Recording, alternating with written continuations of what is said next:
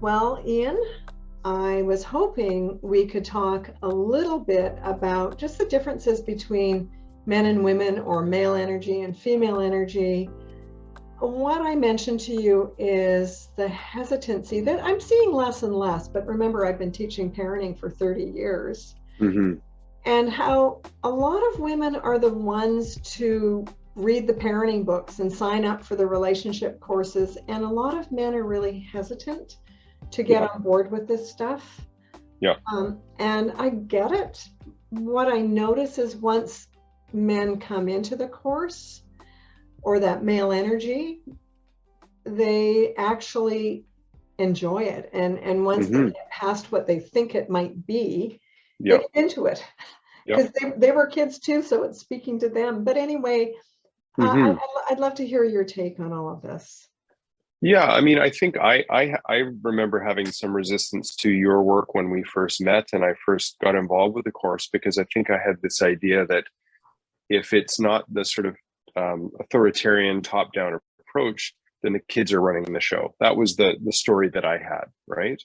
Because And okay, then oh, sorry, Ian, but you just, yeah. because there is this idea that if we go from that model, we're going off into laissez-faire, letting kids get Hmm. away with murder, not Yep. providing limits. I hadn't thought about that before. Okay, Yeah. sorry to interrupt. Yeah. No, that's okay. And that was part of it.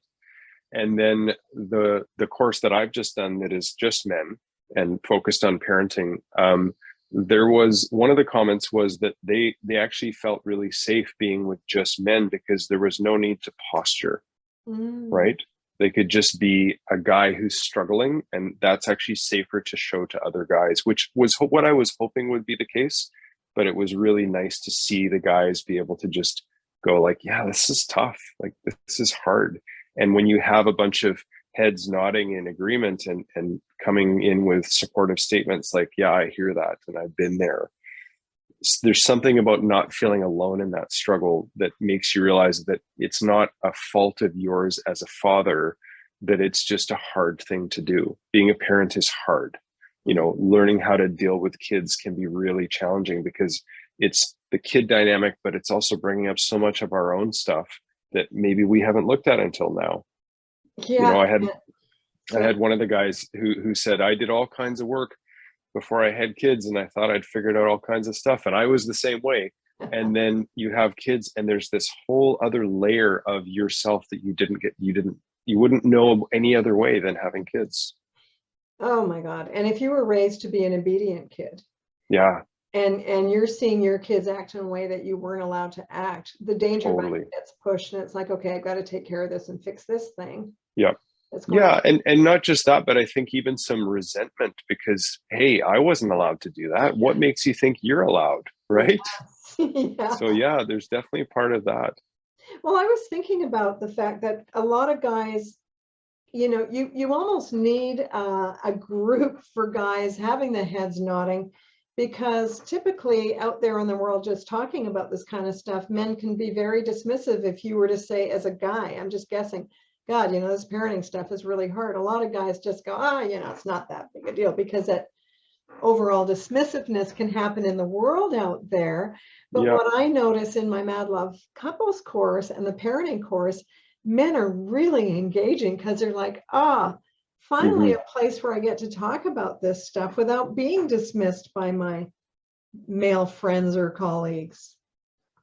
Yeah, but it's interesting because I think it is a place that guys do want to go given the right given a safe environment. And yeah, I guess it's just the intention behind the comments, right?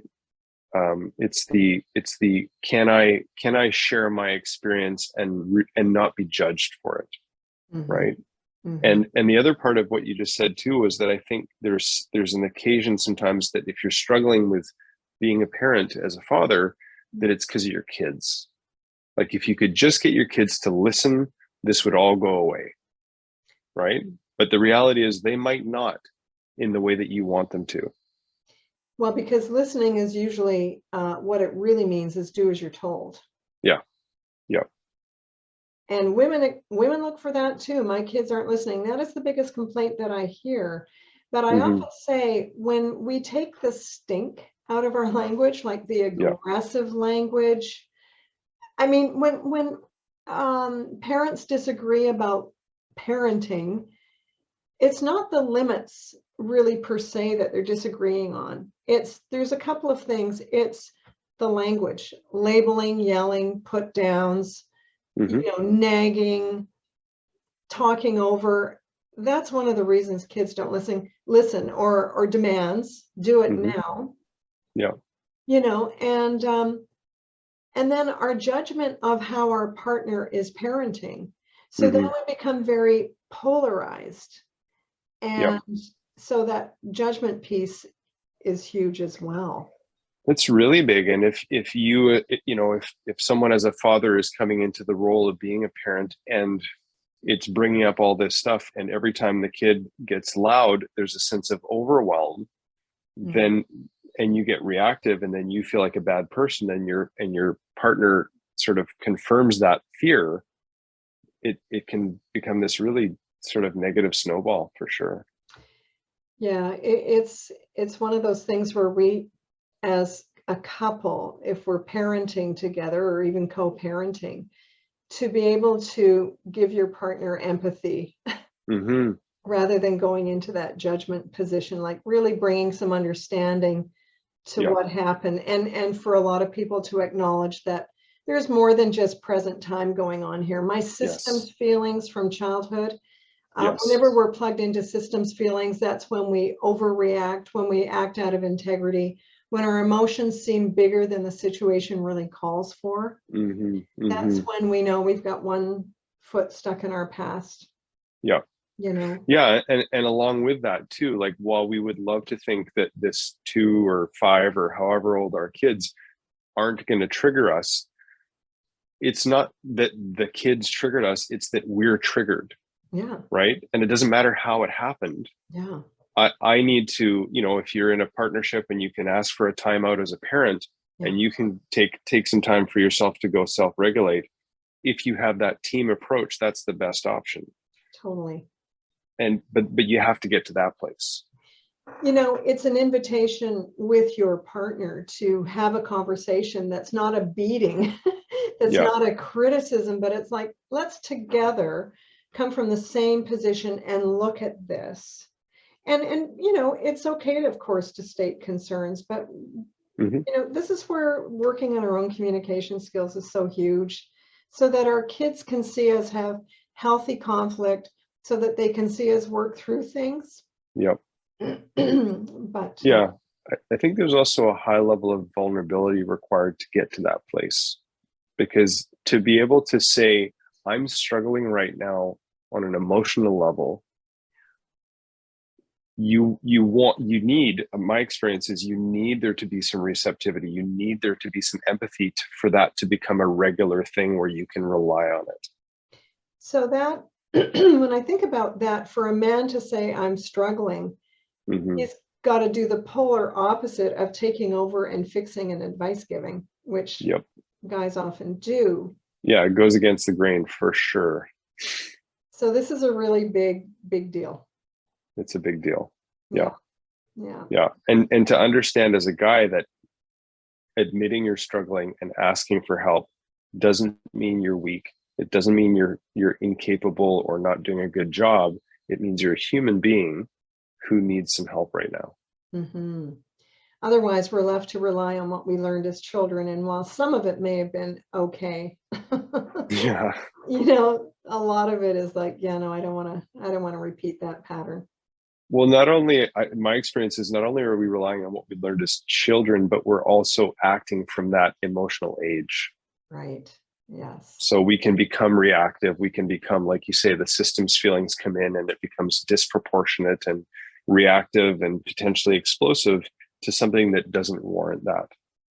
And then we get into that whole guilt anger cycle Hmm. where, a lot of people, especially I'm thinking of some men right now on my course saying, man, like I don't wake up in the morning thinking I'm going to yell at my kids the way I did yesterday Yeah. afternoon. And then I just feel so horrible.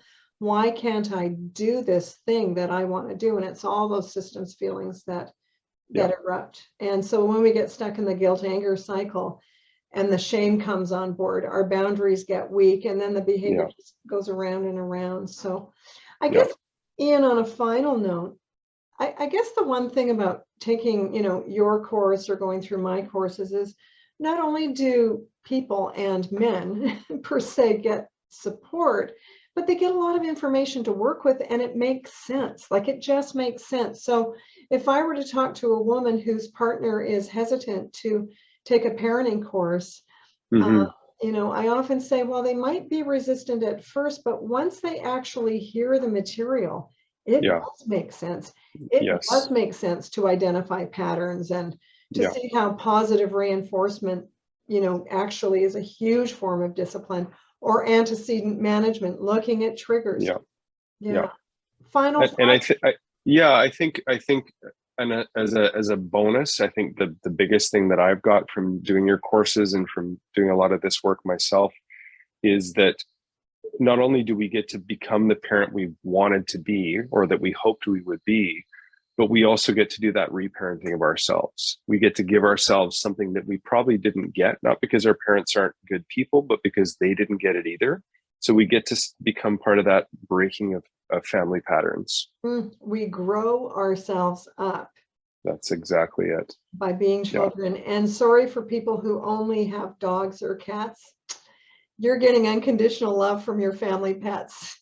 You got Yeah. to have kids to really Yeah. get it.